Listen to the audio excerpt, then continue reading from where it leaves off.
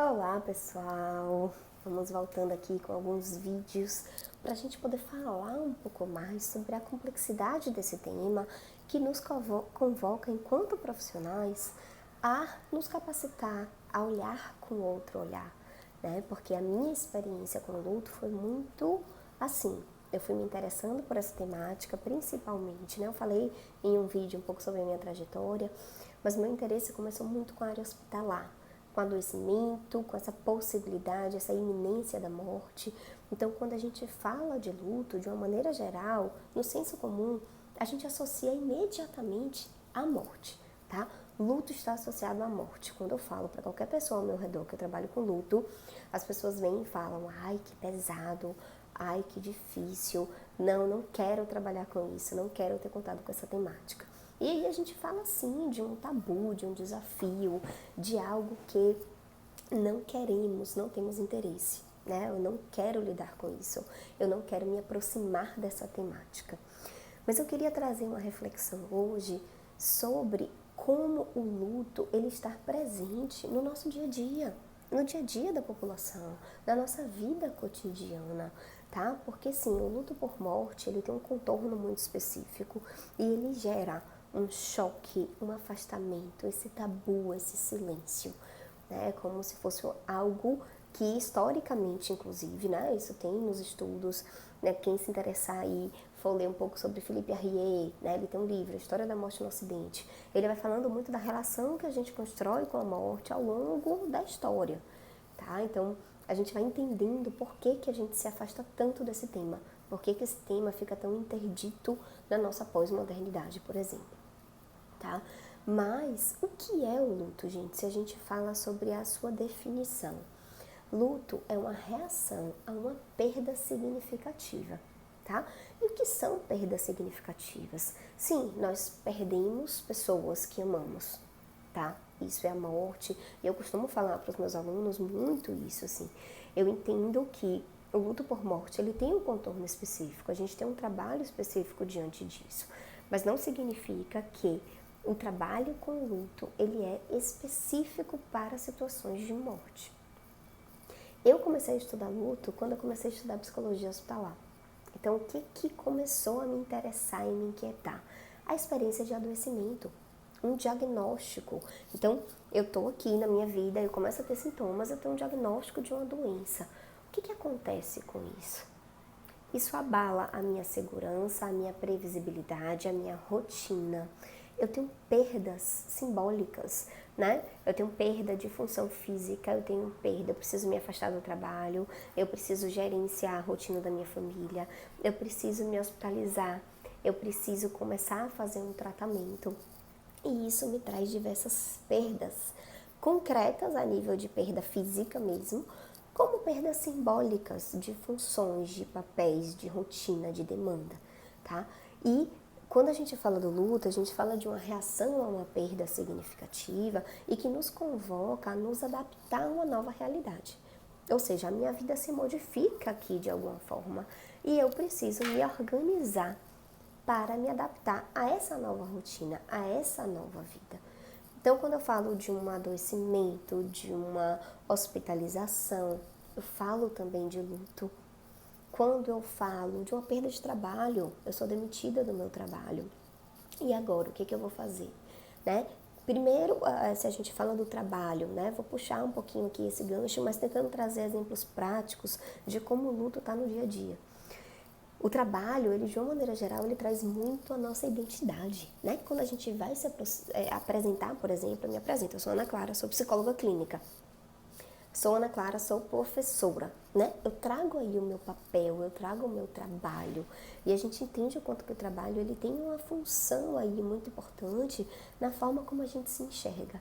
Então, a perda de um emprego pode trazer muitas perdas simbólicas e pode gerar, sim, muita inquietação, muita angústia, muita ansiedade.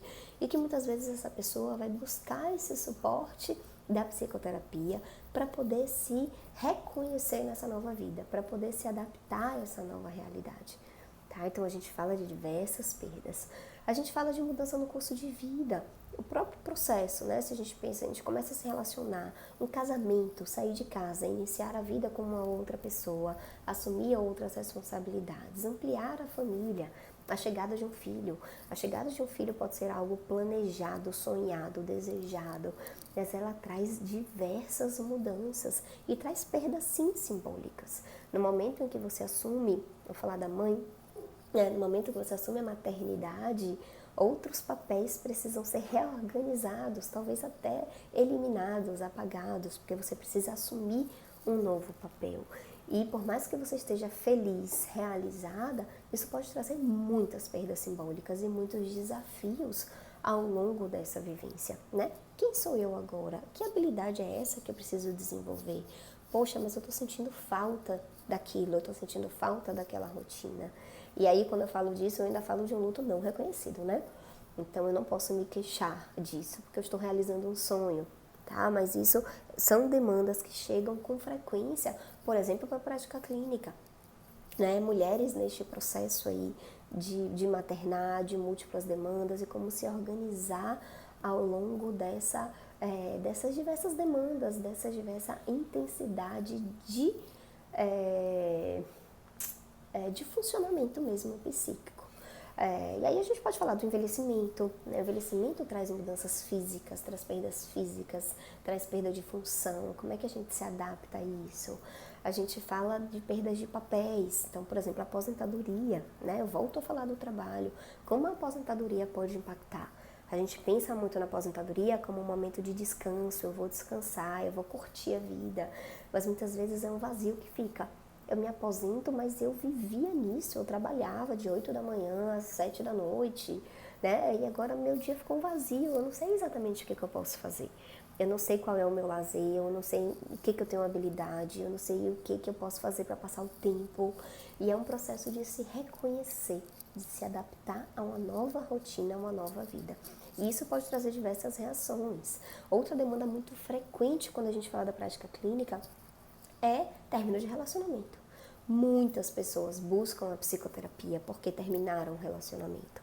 O término de um relacionamento pode trazer a perda da companhia, então eu perco essa pessoa, né? Eu termino esse relacionamento, eu não tenho mais essa companhia, eu não tenho esse prazer, eu não tenho esse carinho, eu perco de alguma forma a minha segurança porque eu me apoiava nessa pessoa, eu perco planos e projetos futuros, eu preciso me adaptar a uma nova rotina, tem impacto financeiro, tem impacto no cuidado diário, tem impacto na rede social, não estou falando de rede social, de Instagram, estou falando de rede social, de apoio, de relações. Então, todo final de semana eu estava fazendo programas de casal, né, com casais amigos, e na hora que eu termino essa relação, como é que ficam esses encontros? Como é que ficam essas amizades?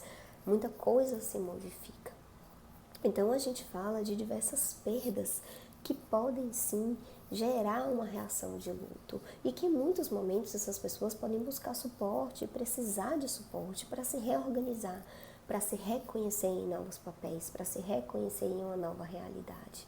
Então são perdas que acontecem no dia a dia, que são cotidianas e que chegam para nós psicólogos como uma demanda de cuidado. E o que acontece? Muitas vezes a gente não identifica, a gente não entende que isso é uma demanda, a gente não valida essa dor. Eu vejo isso com muita frequência. Então isso chega, eu não reconheço isso como luto, porque luto é uma palavra muito pesada, porque luto é morte. E a gente precisa descolar e entender que o luto está sim no nosso dia a dia, e que luto é uma reação a uma perda significativa, e que ele demanda um processo de adaptação a uma nova realidade, né? Uma nova realidade que se coloca ali de alguma forma. E muitas vezes algumas pessoas, seja pela sua história de vida, por quem ela seja pela falta de rede de apoio, seja pela especificidade da perda, ela vai precisar de um suporte, né? Ela vai precisar ser reconhecida. Então, o nosso papel ali não é fazer a pessoa superar um término de relacionamento e seguir a vida. Sim, a gente vai ajudar, a gente vai oferecer o suporte necessário para que essa pessoa se adapte a essa nova vida e reconstrua novos papéis e novo sentido diante dessa vida. Mas a gente faz isso sem atropelar essa dor. Uma questão que é muito importante no cuidado adequado, né? Nesse olhar cuidadoso para a experiência de luto, é a gente poder reconhecer, dar nome para essa experiência, identificar e validar essa reação. Então eu preciso construir um espaço para essa dor, para essa perda, dar nome, acomodar todas as reações, para que a pessoa possa sim reconstruir esse novo papel, essa nova vida. Então, quando eu consigo fazer essa avaliação de uma maneira correta, assim eu vou conseguir oferecer um cuidado adequado sem causar nenhum dano, nenhum prejuízo a essa pessoa. Faz sentido para você? Me conta aqui nos comentários, né? Você já tinha olhado para o luto com essa perspectiva um pouco mais ampla? Porque esse é o meu papel aqui, esse é o meu desejo, é assim, ampliar a visão sobre o luto e poder multiplicar essa rede de cuidados de maneira adequada.